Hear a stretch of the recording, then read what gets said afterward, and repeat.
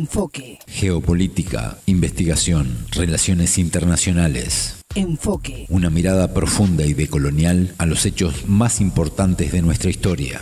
Enfoque. Comunicación articulada para el buen vivir. Pueblos con memoria. ¿Qué impacto tiene la CELAC en las alianzas regionales en medio de las medidas comerciales y migratorias de Estados Unidos? Bienvenidos, bienvenidas. Esto es Enfoque con Alejandra Patrone y la producción de los pueblos y movimientos articulados en Avia Yala Soberana.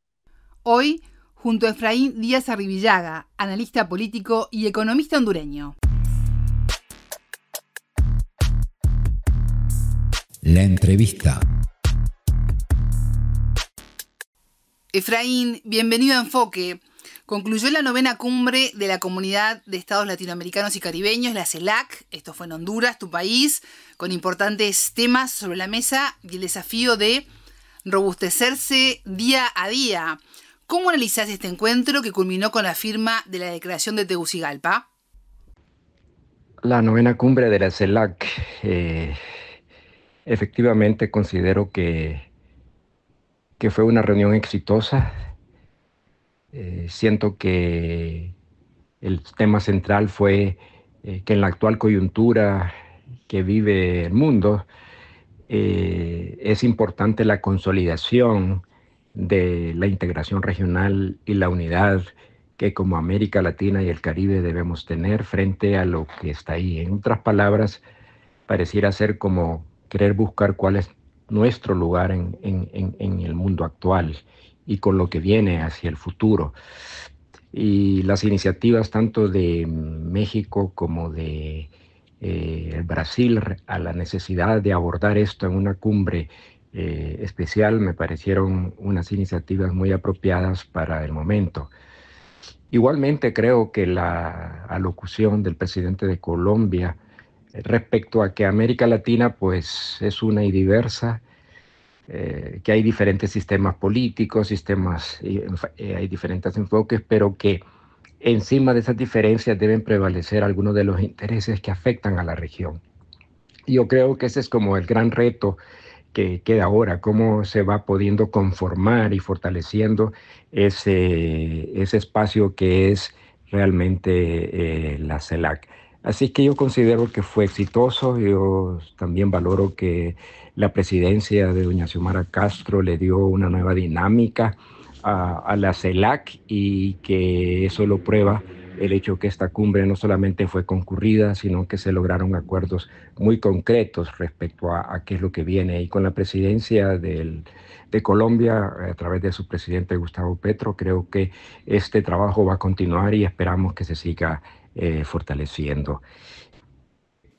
Efraín, ¿considerás que la creación de la CELAC en diciembre del año 2011 determinó un contrapeso a la Organización de Estados Americanos, la OEA, que había llegado al extremo de expulsar a 6 países miembros, entre ellos Cuba? Pienso que la CELAC fue un paso importante en aquel momento, en el 2011. La OEA me parece una instancia ya agotada, además que no representa la totalidad del continente y sobre todo no está enfocada en los intereses propios de América Latina y el Caribe. Creo que el CELAC puede jugar un papel mucho más dinámico en función de los intereses de América Latina y el Caribe. Todavía en la OEA predomina mucho la posición estadounidense y no me luce que es un espacio que puede relevar los intereses de América Latina y el Caribe. Sin embargo, yo creo que hay espacio también para hacer algunas reformas importantes a la OEA, pero en el actual contexto me parece que la CELAC puede ser un espacio propio, y eso creo que es el gran reto de la CELAC. ¿Cómo podemos en América Latina y el Caribe poder ir construyendo este espacio regional, articulando este nuevo espacio y teniendo un peso, una voz, digamos, en el concierto de los países al nivel mundial? Efraín, ya centrándonos en Honduras, ¿en qué debería enfocarse la presidenta Xiomara Castro y dar prioridad en este periodo final de su mandato? En el caso hondureño, pues yo creo que los retos de doña Xiomara en su último año de gobierno tiene que ser como consolidar ya los logros que ya ha venido realizando a lo largo de estos últimos 3 años, que muestren que la transición hacia a un nuevo gobierno, a un nuevo enfoque, digamos, en la política hondureña puede continuar. Yo creo que las elecciones de noviembre son cruciales. Ahí se debate si continuamos con este proyecto o volvemos al pasado. Yo creo que volver al pasado, que es lo que representa desde mi punto de vista el bipartidismo tradicional, histórico, no sería una opción futura para Honduras. Así que cómo se consolida este proyecto político democrático, soberano, plural, que representa el proyecto libre, con un amplio sector de la población que lo apoya, creo que eso podría ser. Y las elecciones primarias mostraron un avance sustantivo, digamos, en libre. Claro, va a ser un camino difícil, pero bueno, tenemos confianza que eso puede cambiar. Efraín, ¿y cómo evaluás el tema migratorio, las deportaciones por parte de Estados Unidos y el tema arancelario que crece y crece? En cuanto a las relaciones con Estados Unidos, bueno, las deportaciones han continuado, ¿no? Casi en la misma, el mismo comportamiento que había en la administración anterior con Biden. Así es que eso no ha cambiado. Yo creo que el país está haciendo esfuerzos para acoger a los inmigrantes que son deportados en las mejores condiciones posibles. Y con la administración Trump, bueno, la relación hasta el momento ha sido normal, no ha habido mayores sobresaltos. Creo que la actitud de la presidenta Xiomara Castro ha sido una de un pragmatismo, de tratar de construir una relación que pueda atender los intereses de ambos países. Hay que recordar que la influencia de Estados Unidos en Honduras y Centroamérica es determinante, es una influencia muy fuerte. Pero creo que la posición que ha tenido el gobierno de Honduras ha sido una posición mucho más independiente en relación con el resto de los países de la región. Inclusive el hecho de no haber tenido la visita de Marco Rubio, que algunos consideraban que eso hacía negativo para Honduras, me parece que no lo ha sido, ¿no? Y hemos podido ir construyendo una relación más o menos armoniosa. El hecho mismo de que Honduras, por ejemplo, no, con el aumento de los aranceles, no aplicó medidas recíprocas. Bueno, estamos en esa pausa de 90 días que ya decretó Trump. Pero como saben, pues Centroamérica y República Dominicana tienen un tratado de libre comercio con Estados Unidos. La imposición de ese 10%, aún con la pausa, pues pone como en suspenso esa relación comercial en cuanto a que se ha interrumpido el libre comercio. Y hay oportunidades también, creo, en la negociación para revisar ese tratado en función también de nuestras propias estrategias regionales. Pero creo que igual que América Latina y el Caribe, creo que Centroamérica tienen que ir consolidando una integración que se ha quedado rezagada. Y eso también es cierto de América Latina, mucha fragmentación, mucha división, hay poca, cómo revivimos los espacios como Mercosur, el Grupo Andino, Centroamérica y el Caribe. Bueno, son espacios que creo que hemos sido pioneros en el mundo, digamos, en los esfuerzos de integración regional. Así es que yo considero al final que el trabajo que doña Xiomara ha hecho a nivel de la CELAC ha sido muy positivo y creo que estamos en una oportunidad muy importante para poder retomar, digamos, el proceso de CELAC, de la integración y la articulación regional como un paso importante para enfrentar este nuevo contexto que no sabemos tampoco con seguridad cómo va a evolucionar. Escuchábamos al analista político y economista hondureño Efraín Díaz Arribillaga. Y a partir de este momento vamos a enfocarnos en el rol que tendrá la CELAC en la integración regional en América Latina y los efectos del lawfare en la región. Para eso compartimos parte de la entrevista realizada al mexicano Aníbal García Fernández, máster en estudios internacionales. El tema del día. Bueno, son temas que son bastante complicados, ¿no?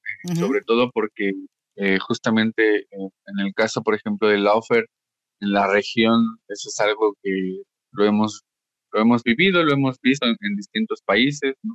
Ya recordabas hace un rato el tema de la vicepresidenta Cristina Fernández. Sí. Fue un momento complicado para Argentina y también para la región. Afectan en el sentido de que cuando llegan este tipo de gobiernos que son más progresistas, que le dan más interés e importancia a la integración y son cambiados o son removidos o quitados, ya sea por un proceso judicial, sea también por un golpe de Estado, como son los que vivimos en Bolivia y en Perú últimamente, afectan en el sentido de que se cambia totalmente el cariz del gobierno y se cambia totalmente el cariz del Estado que se modifica. Pongo el caso, por ejemplo, de Bolivia, cuando fue el golpe de Estado en 2019, dejó de lado toda la integración que se estaba haciendo con la CELAC, dejó de lado todos los avances que se estaban llevando a cabo con México y Argentina y Chile en el caso del litio.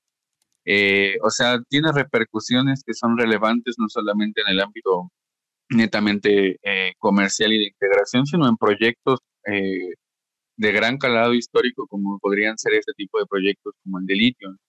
En el caso de Perú también se notó mucho. Tuvimos, yo creo que sería la única ocasión en la que tuvimos una alianza del Pacífico de carácter progresista.